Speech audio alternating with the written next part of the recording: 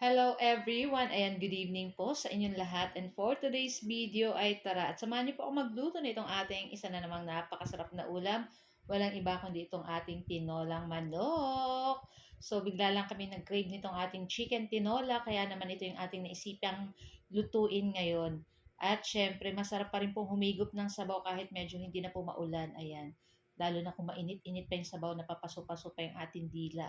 So, ayan na nga guys, sa ating kawali, ayan, magpainit lang po tayo at maglagay tayo ng cooking oil at pagkatapos, pwede na nating igisa dyan yung ating ginger, yung ating luya at hintayin lang nating lumabas yung bango ng ating luya. So, ako pag nagigisa po ng luya, talagang medyo pinapatoasted ko ng konti para lumabas talaga yung amoy niya. So, after nga nyan, nilagay ko na rin yung ating mga bawang at yung ating sibuyas at hinalo-halo ko na rin hanggang lumabas yung sarili nilang aromatic. At ayan, pagkatapos pwede na nating ilagay yung ating chicken. So, gumamit lang tayo dyan ng 1 kilo na chicken.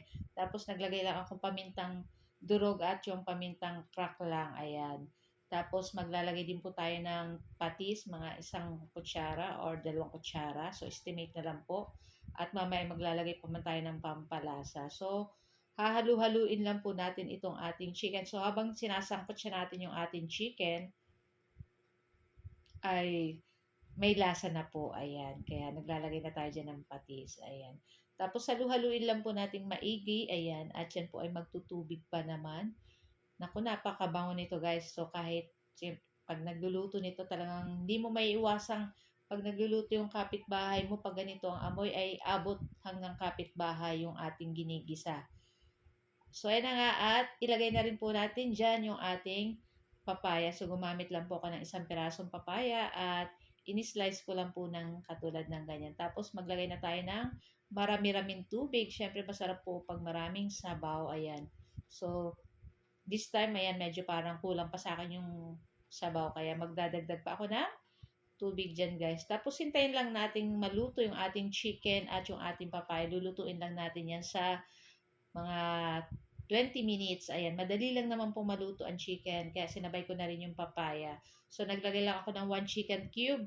Ayan, para sa pampalasa pa guys. Kung matabang pa, magdagdag na lang tayo ng asin. Ayan, syempre huwag niyong kalimutan tikman para malaman niyo po yung lasa. Ayan. So, ganitong kumukulo na guys, ilagay na po natin dyan yung ating siling pangsigang na 2 piraso at yung ating dahon ng sili, ayan. So, maganda po yung tanim ng aming sili, maraming dahon, kaya hindi na kami bumibili. So, yan nga guys, so ito lang po ang ating video today. At sana po ay nag-enjoy kayo. So, maya-maya papatayin na natin yung ating apoy at luto na rin naman yung ating papaya at yung ating chicken. So, guys, ayan, ito lang po ang ating video today at sana po ay nag-enjoy kayo. Huwag niyo po sana kalimutan mag-like, comment at pa-share po ng ating video. So, tara na guys at samahan niyo na rin po kaming kumain. Bye! Ciao!